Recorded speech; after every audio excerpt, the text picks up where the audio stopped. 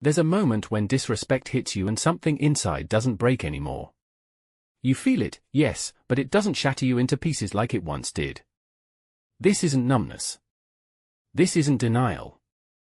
This is the awakening of a woman who has learned to hold her center even when the world around her forgets her worth.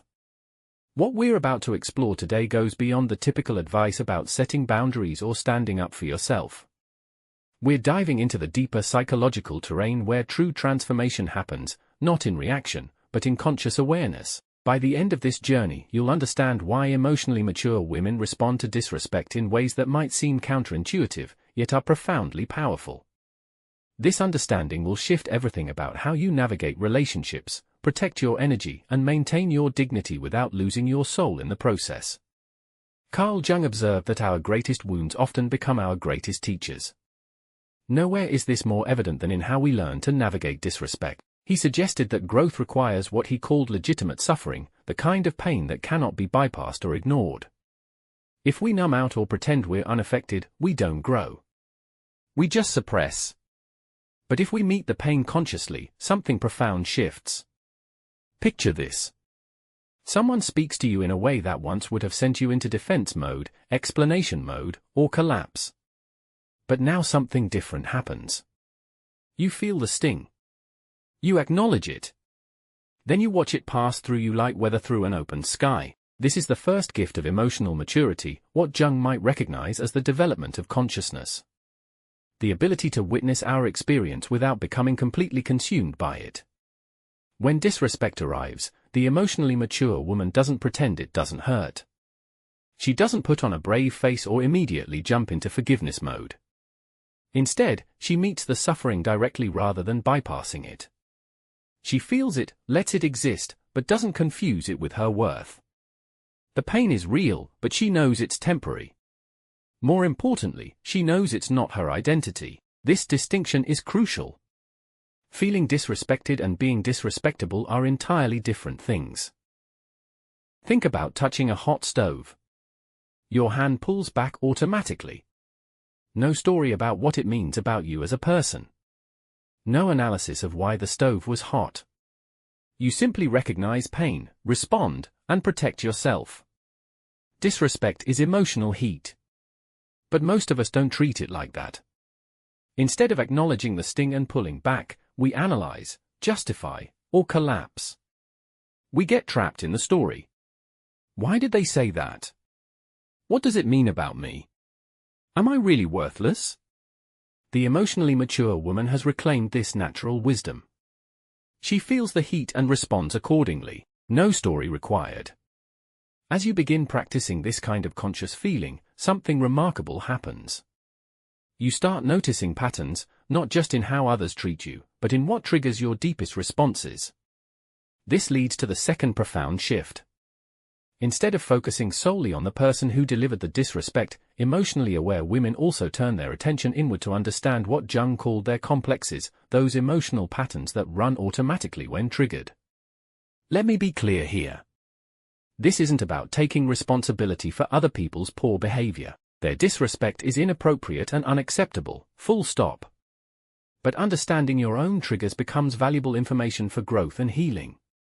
Jung spoke extensively about projection, how other people often serve as mirrors, reflecting back parts of ourselves that remain unhealed or unconscious. When someone disrespects you, yes, their behavior is inappropriate. But the emotionally mature woman asks an additional question: why does this particular form of disrespect activate me so deeply? This isn't self-blame.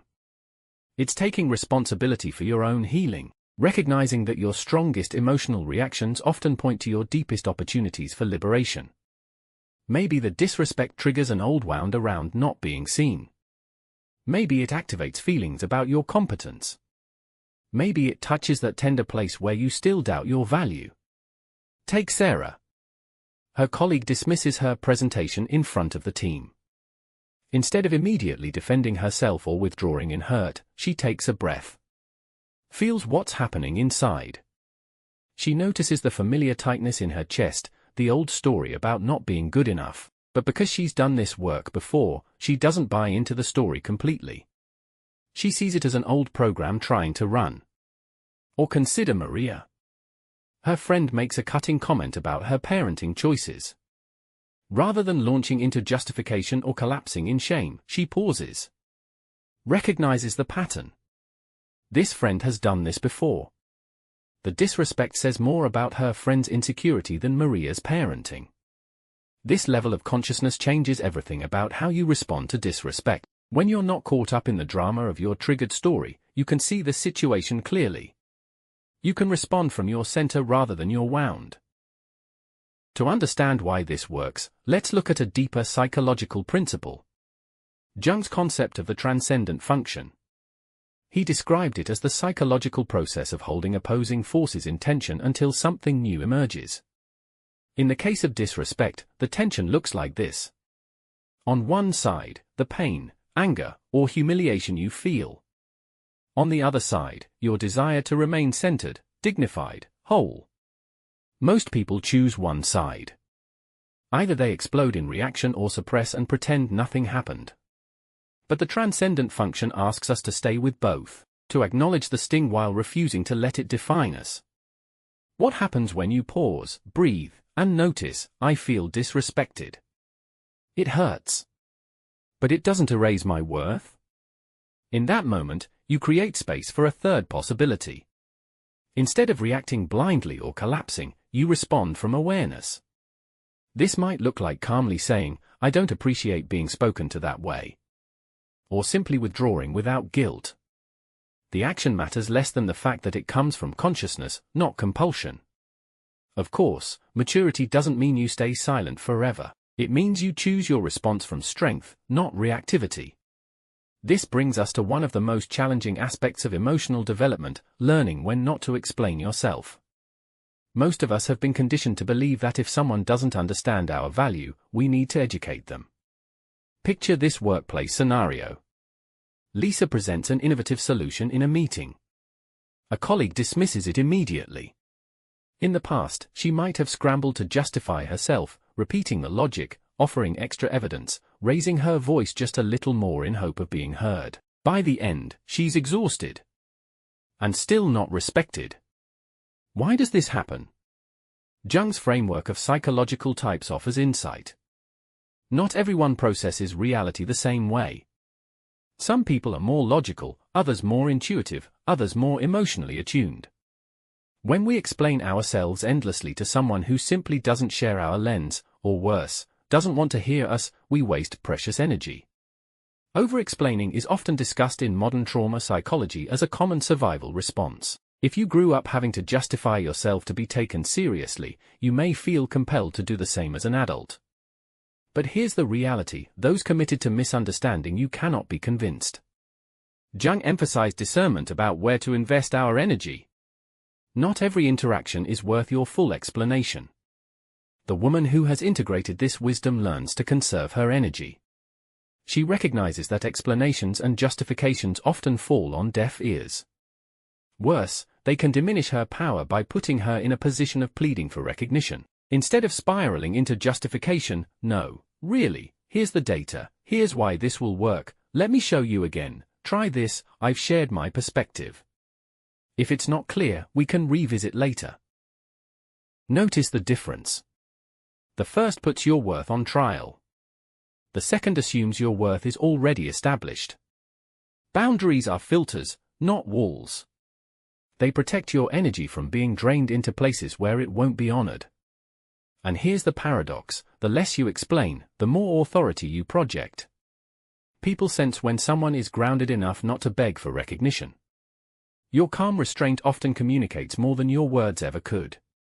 She learns the profound art of letting her presence speak for itself. She stops trying to convince and starts embodying. She stops explaining her worth and starts living it. This doesn't mean she becomes cold. It means she becomes discerning about where she invests her emotional energy. Consider the difference. A woman who spends an hour explaining to someone why their comment was inappropriate versus a woman who simply looks at the person, registers what happened, and makes a mental note about their character. The first woman has given away her power. The second has retained it. Many of Jung's writings imply that true strength often looks like inner restraint and conscious choice. The most powerful response to disrespect isn't always the most dramatic one. Sometimes it's the quiet recognition that this person has shown you who they are, and you can adjust your expectations accordingly. But perhaps the most profound shift emotionally mature women make is in how they use their presence and energy to communicate boundaries. Words are important, but energy is primary. Jung emphasized the role of psychic energy in human behavior, and modern psychology extends this to how we carry ourselves in relationships. The woman who has learned to embody her boundaries doesn't need to announce them constantly. Her presence does the talking. Think about someone you know who commands natural respect. They don't demand it, argue for it, or beg for it. There's something in their presence that communicates their value clearly. This isn't about being intimidating. It's about being so anchored in your own worth that it becomes undeniable. This kind of presence is cultivated through inner work. It comes from healing the places inside where you doubt your own value. It comes from learning to inhabit your body fully, to speak from your truth, to move through the world with quiet confidence. Jung recognized the role of the body in psychological life. Today, modern psychology and somatic practices emphasize that regulation, grounding, and embodied awareness are essential for resilience.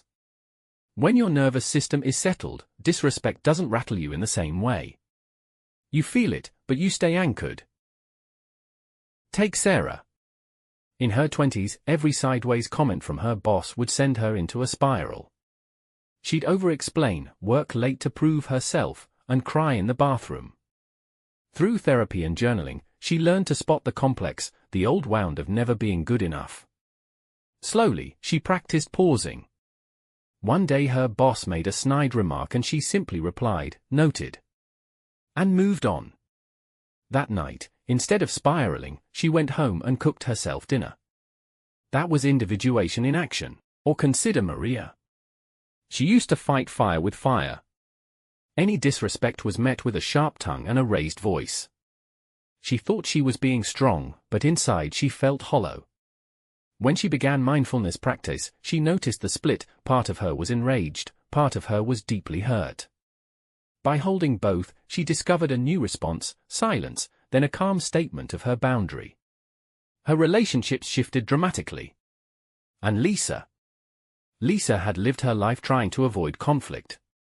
Disrespect felt terrifying, so she'd laugh it off or pretend it didn't bother her. But her body kept the score: migraines, stomach issues, fatigue. With the help of a somatic therapist, she learned to feel her fear without collapsing. One day a colleague interrupted her for the third time in a meeting. She put her hand on the table, looked him in the eye, and said, "I wasn't finished." The room went silent. Her body trembled, but something in her also relaxed. She had honored herself. These stories show what Jung called individuation, the process of becoming whole, of integrating shadow and light, past and present. Disrespect becomes the catalyst, the fire through which the gold is forged. But let's be clear, this doesn't mean tolerating abuse. Conscious response is not the same as passivity. In fact, it often means taking stronger action, leaving the toxic job, cutting off the manipulative friend, reporting the harassment. The difference is that the action arises from clarity, not from a wounded reflex. So, how do you begin this work yourself? Step 1. Awareness. Start to notice when you feel the sting of disrespect. Pause. Name it. I feel dismissed. I feel undervalued. No judgment, just awareness. Step 2. Reflection. Ask yourself, what does this remind me of? See if an old story is being activated. Journal about it, or talk it through with a trusted friend or therapist. Step 3. Containment. Practice holding the tension. Don't rush to fix it, fight it, or flee from it. Breathe. Feel your feet on the ground. This is the space where the transcendent function operates, where new possibilities can emerge. Step 4. Choice. From this place, choose your response. Sometimes that means speaking up. Sometimes it means walking away. Sometimes it means simply smiling because you no longer need the other person's approval. Each choice, made consciously, strengthens your center. And step 5, integration. Over time, reflect on what you learn about yourself through these encounters. Where are you still tender? Where have you grown stronger? What values are you no longer willing to compromise? Through these steps, disrespect transforms from poison into medicine. It reveals where you are still bound by old complexes, and it gives you the chance to free yourself. Jung often spoke of the union of opposites, of holding together the tension between the outer world and the inner truth, between the ego and the self. Disrespect confronts us with that tension. The world says, "You're small." The self whispers, "You are vast." And when you can hold both, a new strength is born. This is individuation.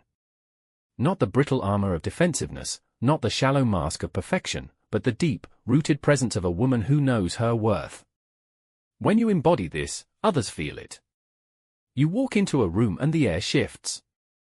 Not because you demand respect, but because you emanate it. Respect flows from within, and the outer world eventually mirrors it back. So the next time you feel disrespected, remember, this is your moment. This is the fire in which your self is being forged. Pause. Breathe. Turn inward. Listen. And from that deep place, choose your response.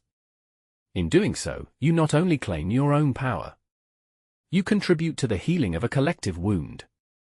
You show the world what it looks like when a woman stands whole, conscious, and free. And that, perhaps, is the greatest act of individuation, to live your truth so fully that disrespect no longer defines you, it refines you.